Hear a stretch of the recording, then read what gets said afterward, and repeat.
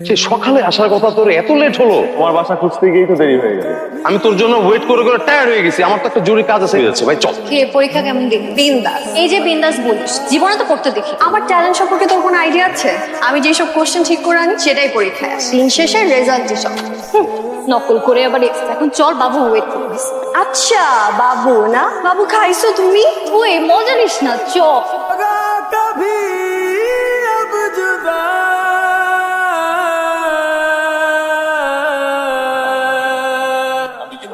তাহলে কথা বল, কতক্ষণ হলো ওয়েট করছি? তোমার এত দেরি হলো কেন?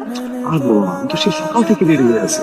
এই রায়না আসার কথা, সে সকালে ও আসতে দেরি করছে, এই জন্য তোমার আসতে দেরি হয়ে গেলো। এখন আমার থেকে ওই রায়ন বেশি ইম্পর্টেন্ট হয়ে গেল। তুমি আমাকে বসায় রেখে ওকে পড়তে দেখছো।